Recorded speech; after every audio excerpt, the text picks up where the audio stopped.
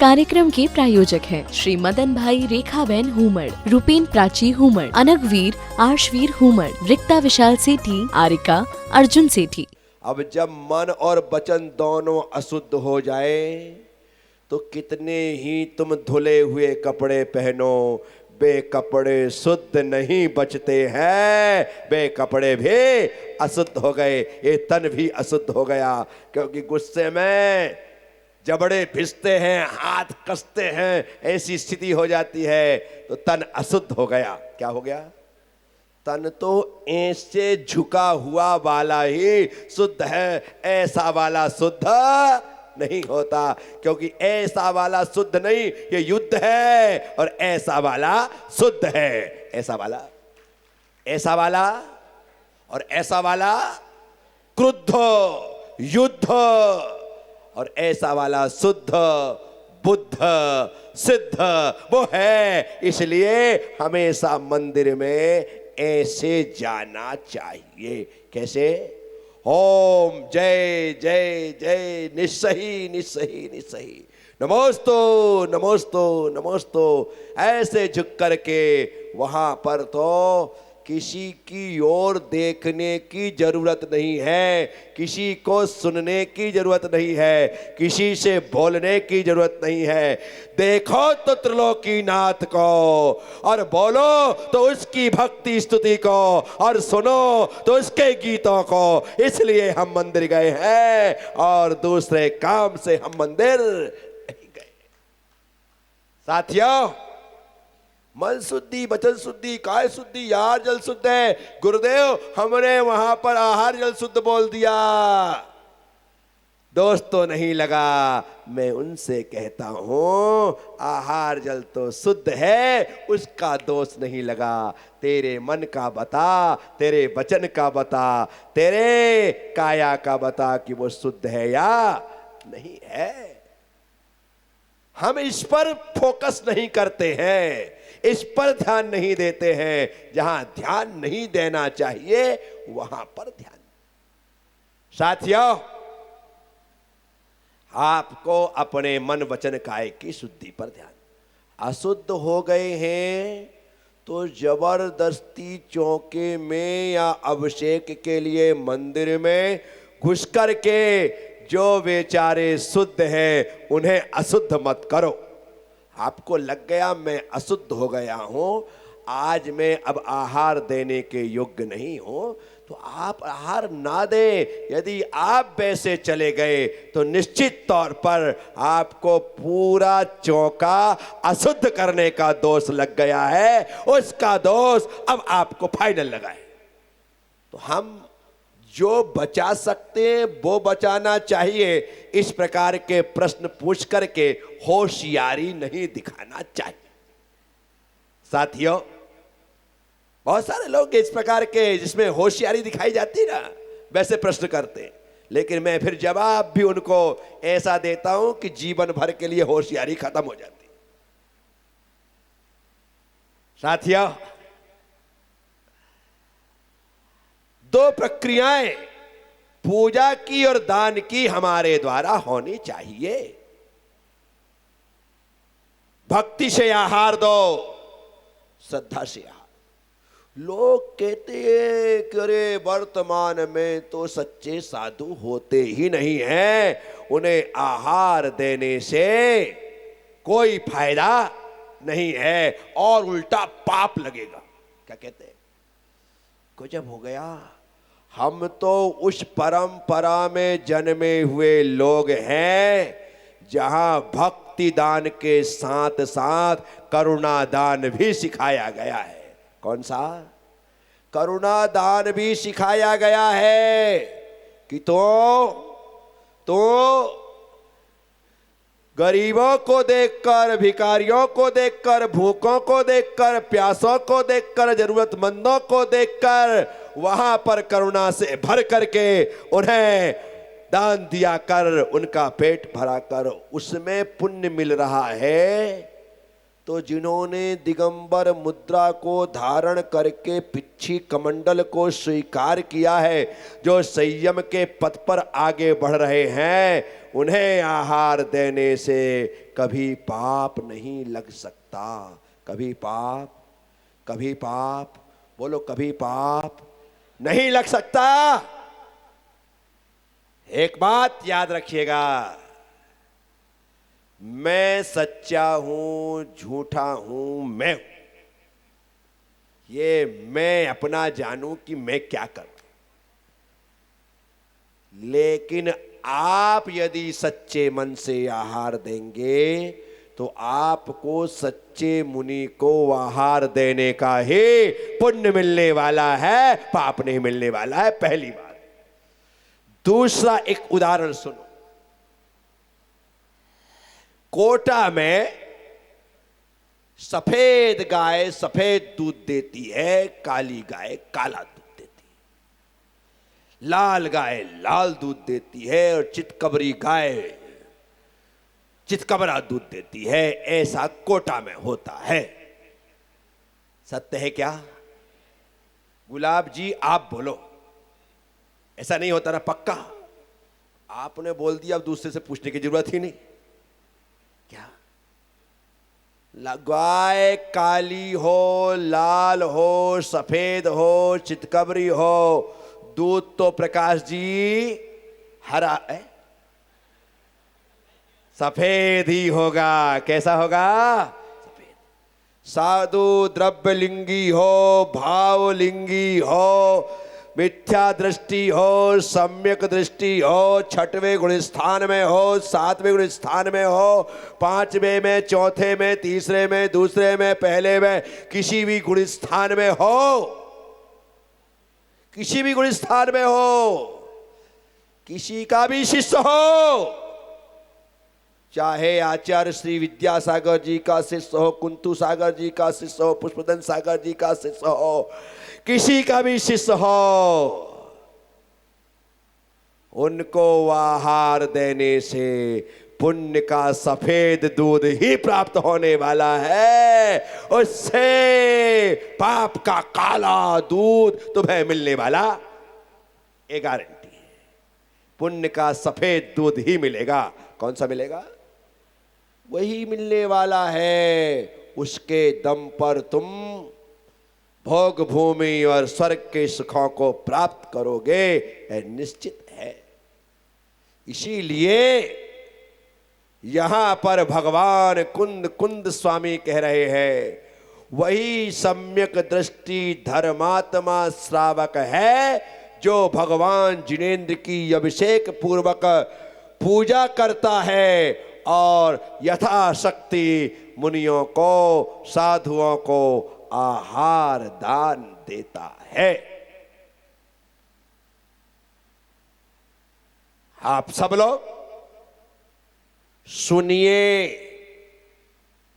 समझिए और जो समझा है उसे आचरण में लाकर सम्यक दृष्टि धर्मात्मा श्रावक बनिए। बस यही भगवान कुंद की देशना है। वे आगे कहते हैं, जो मुनियों को दान देता है और भगवान की पूजा करता है, पूय फलेण तिलोके सुर पूज्यो हवदि शुद्ध मणो दान फलेण तिलोय सार सुहम पुंजदे नियमम। क्या कहते भगवान? शुद्ध मन वाला श्रावक पूजा के फल से तिलोक के तीनों लोकों में सुर पूज्यम, देवों से पूज्य हवदि होता है। भगवान की पूजा करोगे तो स्वर्ग के देवता तुम्हारी पूजा करेंगे। स्वर्ग के देवता तुम्हारी। आप देव शास्त्र गुरु की भक्ति करते हैं, सेवा करते हैं, भैया वृत्ति करते हैं, उनका आदर सत्कार करते हैं, उनकी पूजा उपासना करते हैं।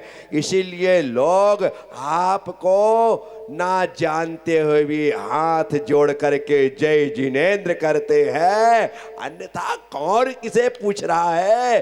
तुम भगवान जिनेंद्र को पूज रहे हो, इसलिए सब तुम्हें पूछ रहे हैं। सब तुम्हें पूजने वाले की पूछ होती है, वो वाली गाय भैंस वाली पूछ नहीं। पूछ परख मतलब मान सम्मान उनका ही होता है। किसका?